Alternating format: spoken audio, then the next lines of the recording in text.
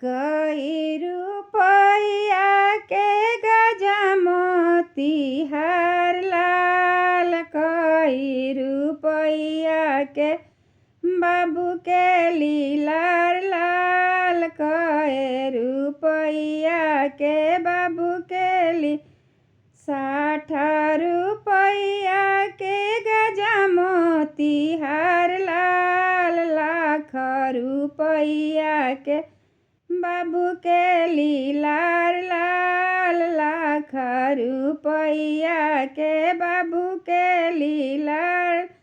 परिछिया पन सासु मन चितलाई लाल, परिछि के कर महु मुख चमकाई लाल, परिछि कवनाया मुहा चमकाई लाल।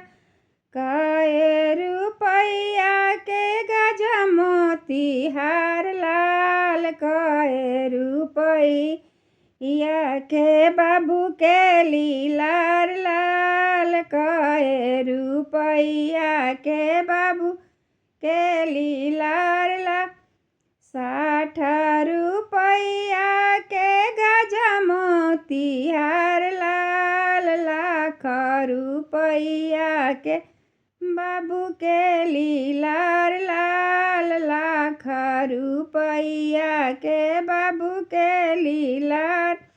परिछिया पन सरहज मन चितलाई लाल, परिछि भाभी मुहा चमकाई लाल, परिछि अपन भाभी मुहा चमकाई लाल, परिछि।